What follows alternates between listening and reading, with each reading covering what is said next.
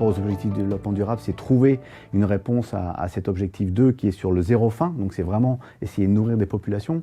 Je pense que l'aquaculture, on la voit avec différentes optiques. On peut la voir sur l'agriculture industrielle, des poissons carnivores, des truites, voilà, des grands poissons. Donc ça, c'est un type d'aquaculture qui est souvent relativement peu durable, parce que justement on travaille avec des poissons qui sont déjà consommateurs d'autres poissons, donc on a tous en tête un petit peu l'image de ces anchois qu'on pêche au Pérou pour aller nourrir des poissons en Chine. Voilà, c'est typiquement, je dirais, la mauvaise image que peut avoir l'aquaculture par rapport à ça. Et je pense qu'effectivement, si on voit un autre type d'aquaculture qui est beaucoup plus diversifié, notamment avec l'aquaculture d'algues, d'holothuries, ces concombres de mer, de moules qui filtrent finalement toutes seules aussi dans l'eau de mer par exemple, et qui se nourrissent et qui peuvent être des produits à vendre ensuite. Et ensuite des poissons peut-être un peu plus en bas, donc des poissons herbivores en bas dans les chaînes alimentaires. On peut effectivement penser à une aquaculture durable qui soit justement sur une grande diversité de produits et des produits qui sont principalement, je dirais, au niveau basal dans la chaîne alimentaire.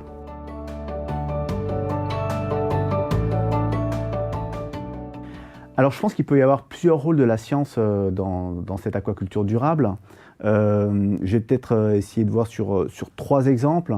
Je pense que c'est de pouvoir placer un cadre général de recherche et de développement par rapport à cette aquaculture.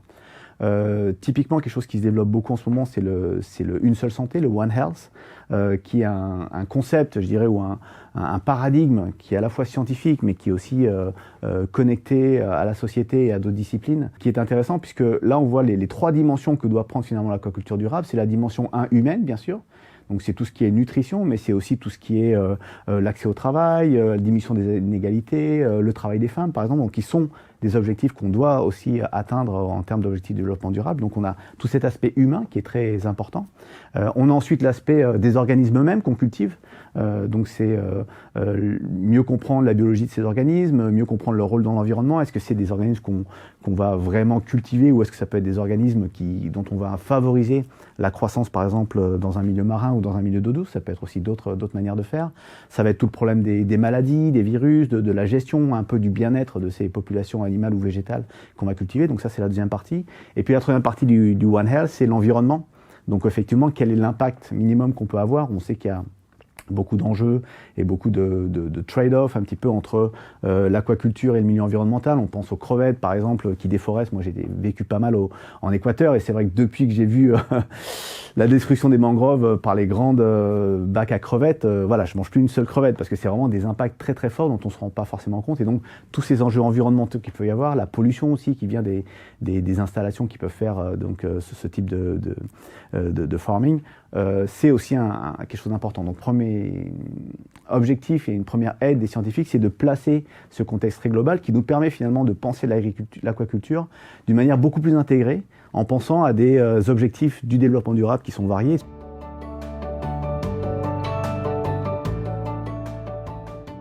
Une deuxième chose peut-être, je pense, qui est important, c'est de continuer bien sûr à travailler en termes de recherche sur l'innovation. Donc c'est vraiment la recherche sur le savoir de comment optimiser en fait un petit peu ces infrastructures.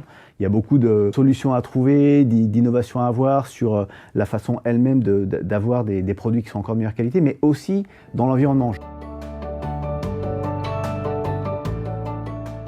J'étais il n'y a pas longtemps au Cambodge, par exemple, où j'ai vu des systèmes qui sont déjà très entraînés à Madagascar et qui sont en train d'être mis en place au Cambodge, qui sont ces rizicultures, aquaculture.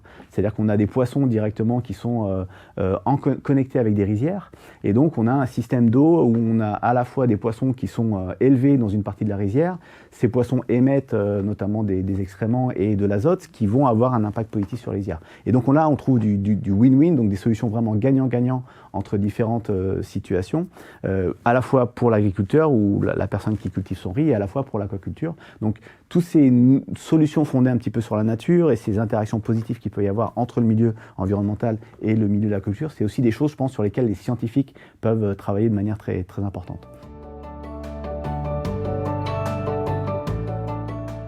Le dernier aspect, c'est plutôt ce qui concerne un petit peu